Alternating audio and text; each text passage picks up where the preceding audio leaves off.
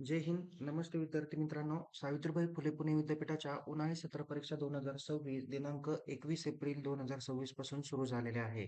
विद्यार्थी मित्रांनो, याच परीक्षेसोबत ऑक्टोबर-नोव्हेंबर 2025 मधील जे विद्यार्थ्यांचे पी-आर-एन एक्सपायर झालेले होते, तर त्यांच्या परीक्षेचं वेळापत्रक देखील आता अ, विद्यापीठाने पब्लिश केलं आणि त्या पण परीक्षा 21 एप्रिल 2026 पासून सबसिक्वेंटली चालू आहे. म्हणजेच रेग्युलर विद्यार्थ्यांबरोबर जे पी-आर-एन एक्सपायर जे विद्यार्थी आहेत, त्यांच्या परीक्षांचे वेळापत्रक सुद्धा एकसारखेच आहे. म्हणजे जर का टी-वाय बी-कॉम 2019 क्रेडिट पॅटर्नच्या 6व्या सेमिस्टरची परीक्षा किंवा 5व्या आणि 6व्या सेमिस्टरची उन्हाळी सत्र परीक्षा 2026 जर का 21 एप्रिलपासून स्टार्ट आहे, तर त्याचबरोबर पी-आर-एन एक्सपायरच्या बॅकलॉग विद्यार्थ्यांची पण परीक्षा ही 21 एप्रिलपासूनच स्टार्ट आहे. जसं एस-वायच्या काही अभ्यासक्रमाची परीक्षा 30 एप्रिलपासून आहे, तर पी-आर-एनच्या पण एस-वाय वाल्या विद्यार्थ्यांची परीक्षा 30 एप्रिलपासूनच असणार आहे. थोडं पुढं तारखेंमध्ये थोडाफार फरक असू शकतो, पण त्या विद्यार्थ्यांची परीक्षा एकसारखीच असणार आहे. आता विद्यार्थी मित्रांनो, एक महत्त्वाची शंका होती. काही विद्यार्थी म्हणताय, की आम्ही जानेवारी-फेब्रुवारीमध्ये परीक्षा फॉर्म भरले,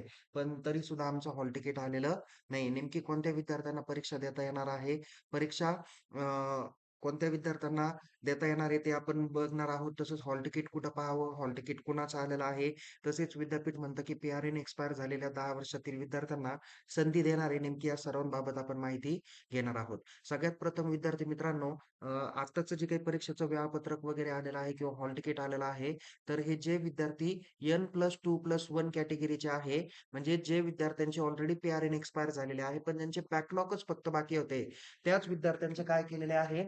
त्यांनी तिकीट उपलब्ध करून दिलेले आहे.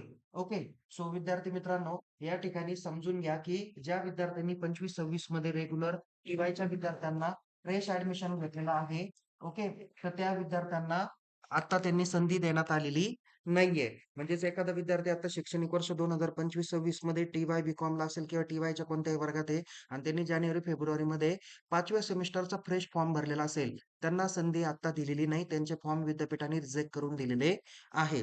ही फक्त संधी कुणाला आहे, की जे विद्यार्थी ऑलरेडी 24-25 मध्ये ज्यांचं पी-आर-एन N+2+1 संपलेलं होतं किंवा N+2 संपलेलं होतं, त्यांना 1 वर्षाची मुदत आता विद्यापीठाने दिलेली आहे, पण त्यांच्या बॅकलॉग परीक्षाच्या संदर्भाने दिलेली आहे. म्हणजे हे विद्यार्थी ऑलरेडी टी-वाय त्यांनी परीक्षा दिलेली, पण त्यांचा कदाचित 3रा सेम, 4थं सेम, 5वं सेम, 6वं सेम बॅकलॉग राहिलेला आहे. अशा विद्यार्थ्यांनाच त्यांनी आता संधी दिलेली आहे. आता एक्झाम्पल तुम्हाला सांगतो, की या ठिकाणी जर का तुम्ही त्यांच्या टाईम टेबलकडे बघितलं, एक्झाम सेक्शनला गेले, टाईम टेबल्समध्ये बघितलं, इथं ऑक्टोबर-नोव्हेंबर 25ला बघितलं, इथं तुमचं N+2+1 स्टुडंट टाईम टेबलला क्लिक करा. कोणताही टाईम टेबल बघा. जसं आर्ट्सचं बघितलं आपण, टी-वायचं टाईम टेबल बघितलं. त्या टी-वायच्या टाईम टेबलमध्ये पहिलं वाक्य बघा इथे. Winter session exam 25 for extended period student N+2+1 only for backlog. म्हणजे ह्या परीक्षा ते कोणाची घेत आहे? बॅकलॉग विद्यार्थ्यांची घेत आहे. म्हणून त्यांनी त्यांचं टाईम टेबल जनरेट करून दिलेलं ओन्ली फक्त बॅकलॉग विद्यार्थ्यांचं दिलं, रेग्युलर विद्यार्थ्यांचं दिलेलं नाहीये. आता या विद्यार्थ्यांनी हॉल तिकीट नेमकी कुठं बघावं? बघा, आता समर एक्झाम 2026 चालू आहे.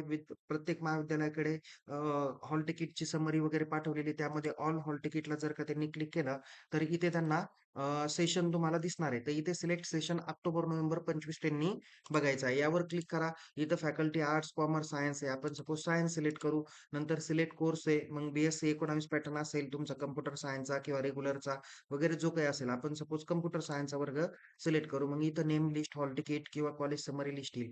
ही जे विद्यार्थी इलिजिबल आहे, म्हणजे जे बॅकलॉग आहेत त्यांचेच त्यांनी काय केले, हॉल तिकीट पाठवून दिले.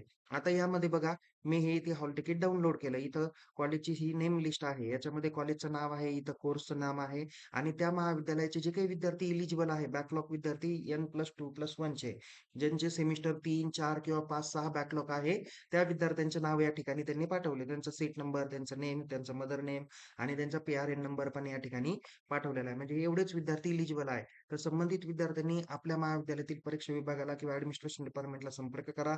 त्यांच्याकडे पी-आर-एन व्हॅलिडिटीची कोणती लिस्ट आली, जर त्या लिस्टमध्ये आपलं नाव असेल तर आपल्याला पेपर देता येतील. याबाबत काही शंका असणार नाही. म्हणजे परीक्षा देता येईल का?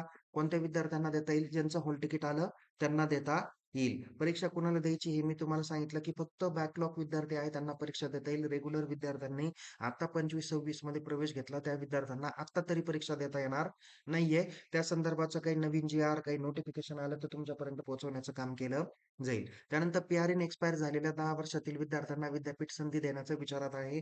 असं मागच्या 8 दिवसामध्ये विद्यापीठाच्या परीक्षा विभागानं संबंधित महाविद्यालयांपर्यंत त्यांनी काय केलेलं होतं, कळवलेलं होतं. पण त्या संदर्भातला अजून योग्य तो निर्णय तरी विद्यापीठाने घेतलेला नाही. त्या संदर्भातचं जे काही परिपत्रक असेल, ते परिपत्रक लवकरच प्रदर्शित होईल असं सांगता येईल. म्हणजे विद्यापीठाने त्यांनी सांगितलेलं आहे, की अ, माझ्या मते दिनांक मी तुम्हाला 12 किंवा 13 एप्रिलच्या आसपास त्यांनी सांगितलेलं होतं, की non NEP to NEP, direct second year admission इत्यादी अर्ज कालांतराने सुरुवात करून देण्यात येणार आहे. आणि मागील 10 वर्षात बॅकलॉगमुळं पदवी पूर्ण न करू शकणाऱ्या विद्यार्थ्यांचे परीक्षा अर्ज देखील सुरू करणार आहे.